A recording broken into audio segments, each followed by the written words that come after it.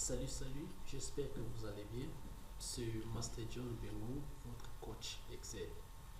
Alors, aujourd'hui, nous allons rapidement travailler la fonction SOMME-ci. Alors, d'abord, c'est quoi la fonction SOMME-ci? La fonction SOMME-ci va vous aider à calculer la somme des données ou bien des cellules. Par exemple, si vous voulez, ici nous avons ville, loyer et prix du bien. Alors, si vous voulez seulement calculer la somme des villes de Kinshasa, par exemple, parce que s'il y a Goma, il y a Lubumbashi, mais vous voulez seulement calculer la sommation de ville de Kinshasa, là on doit utiliser la fonction SOMME-ci. Alors, qu'est-ce qu'il faut faire? D'abord, je vais cliquer ici.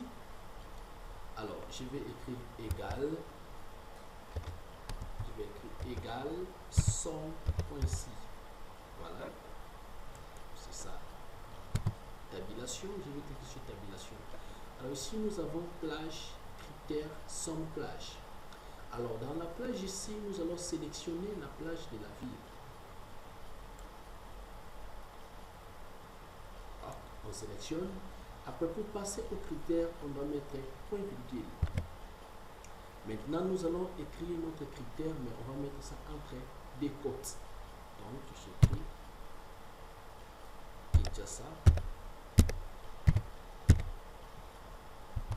Et il faut faire attention sur l'orthographe parce que c'est une fonction logique. Voilà.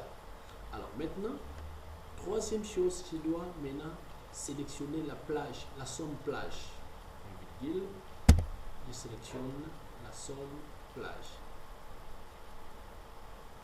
Et puis je vais fermer la parenthèse. Et puis Enter. Voilà. Ça nous donne 800 $. C'est-à-dire, ça calcule seulement ça. Et la somme de Kinshasa, c'est au cas où vous voulez calculer la somme de Goma, c'est rien, on va seulement faire égal somme.ci. On valide. On va maintenant sélectionner la plage des villes. Point virgule. Maintenant, on va écrire les critères entre côtes. Par exemple, Goma. On ferme. Et puis, point virgule. On va maintenant sélectionner la plage somme. On ferme. Et puis, Enter. C'est ça. Voilà. Alors, maintenant, ici, je vais expliquer la fonction quotient et la fonction mode. C'est quoi la fonction quotient? La fonction quotient va t'aider maintenant à diviser des nombres. Par exemple, ici, nous avons les fruits comme pomme, banane, mandarine, on a haricot, avocat. Maintenant, nombre de fruits, ici, on a 89. Alors, maintenant, nombre de personnes, c'est 16. Maintenant, on veut faire 89 divisé par 16. Alors, ici, on peut utiliser rapidement la fonction quotient. Comment faire? Je clique ici. Je vais écrire égal quotient. Vous allez voir, quotient va s'afficher là-bas. Je vais cliquer sur la touche tabulation. Maintenant, on me demande le numérateur et puis le dénominateur. C'est-à-dire, le numérateur ici, ça sera maintenant les dividendes. Et puis, dénominateur maintenant sera le diviseur. Donc, je vais faire passer dividende. Après, pour passer au dénominateur, je vais mettre un point virgule.